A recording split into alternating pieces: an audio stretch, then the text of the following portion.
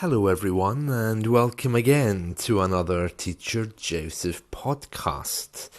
Today, we want to talk about describing things. Now, we've been over this before a few times, so it's just a little reminder on where to begin. I know that for some countries in the world, describing things is a little bit painful because in Western thinking, when we describe things, we tend to look at the soul of the thing, not just what it looks like. And there's different ways to get into that. Not everyone likes art. Not everyone likes describing things in such detail.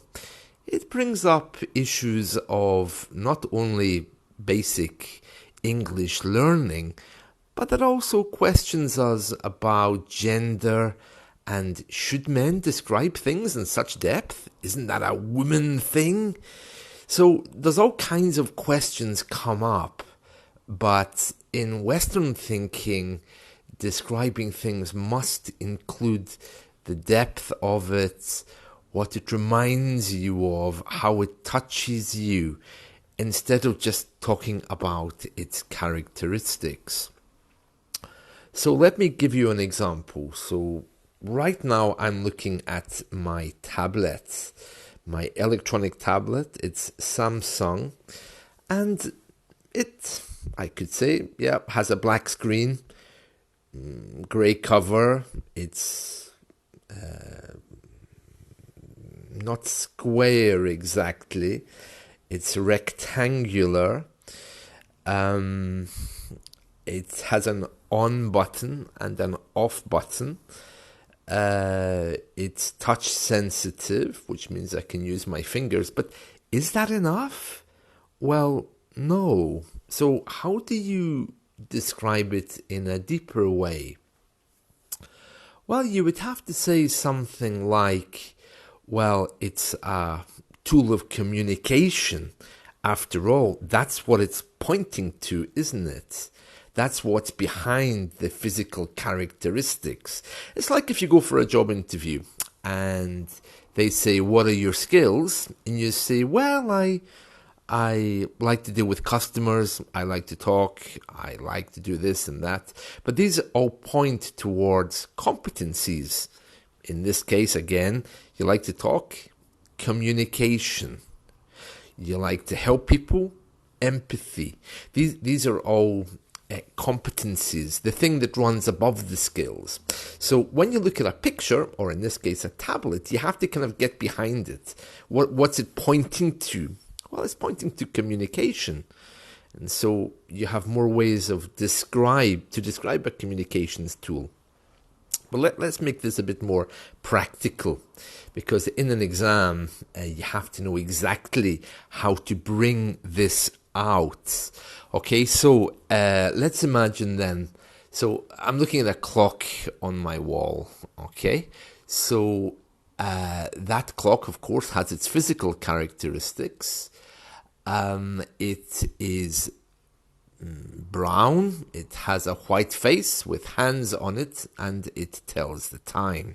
So let me try to describe that in a kind of a deeper way. And the way I'm going to do that is by first of all asking myself, and this is a very good tip if you're doing an exam, asking myself, how does that clock make me feel? Well, that clock makes me feel nice because I know that clock was a gift from someone in my family. It was a gift from my grandmother. Okay, so that clock has sentimental value. So even if I do describe it as being tall with a face and brown, it doesn't really give it justice. It's not really saying how I feel about it. So how do I feel about the clock? Okay, so for me the clock is beautiful. It is a lovely gift.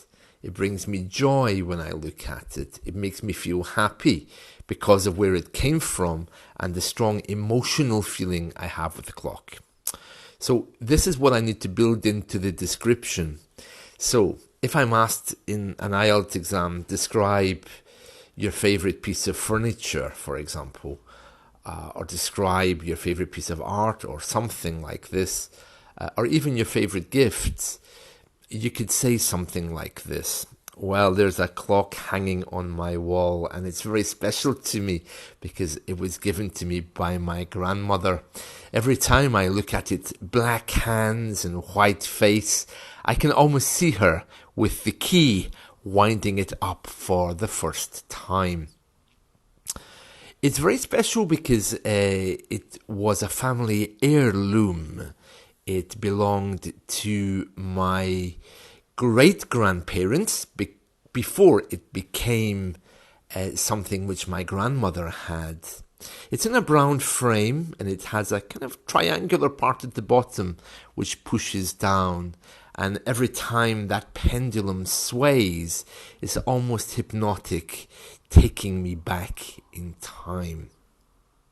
The face has Roman numerals, which again just remind me that it's not something modern. And I've put lights around it just to remind myself of how special it is. So it almost glows in the dark when I'm sitting watching TV at night, and the only thing that lights up the room is the clock and the TV, of course. So compared to other bits of furniture, that one's very, very special. If I had to choose another bit of furniture, I don't think anything would be as special as this is for me. So I got some comparatives in there. I got a conditional. I described it in a way that took it outside of the usual dimensions. And that's kind of what you're aiming for. And remember my golden advice, when you turn it into a story, it's so much easier to talk about. Oh yeah, the clock from my grandmother. Because if you just try to describe it, there's a clock and it's brown and yeah, it has a face. You see, so even for me as a native speaker, to just describe the characteristics of something would be a bit hard. I mean, this clock is so special for me, but if I was asked just to describe it, I would just say, well, it's brown. It has a face. So you have to get behind the description. So the question in the exam, when it says describe, it is asking you for the physical characteristics, but the only way you can open up that question to show the examiner the best of what you can do is by turning it into a narrative, where it came from, what you do with it, how you watch it every day. And your answer will be so much nicer. And you need to do this with all these kind of questions. You can't show someone the best of your English just by saying, yeah, it is brown, it is tall, it has a pendulum. You know, there's no point. These questions are designed to be open enough to allow you to take your question higher. Or for people whose English isn't so good, to try to answer it with very basic words. So this is how you get a better mark in your exam, by taking the question and opening it up into a story. I hope that's been helpful. See you all soon. Take care. Bye.